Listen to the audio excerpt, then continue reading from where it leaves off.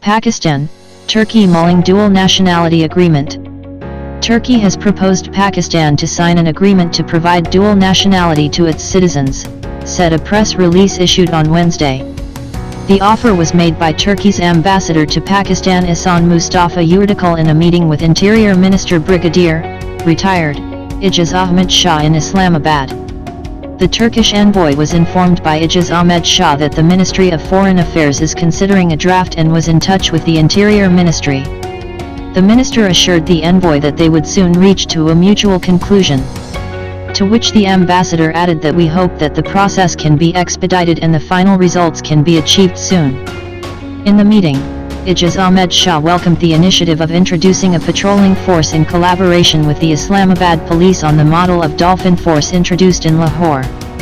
Both also mutually agreed on the continuity of the training programs being held to improve the capacity of the workforce. Mustafa informed Shah that the Turkish president is scheduled to visit Pakistan soon.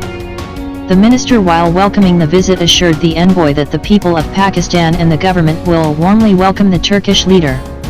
The envoy said that the under-construction Turkish consulate in Karachi would be the largest one in the world by Turkey.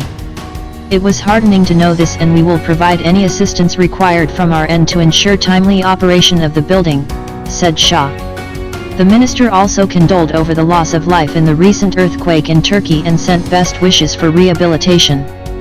We have a lot to learn from Pakistan and we appreciate the cooperation extended to us, said the Turkish ambassador.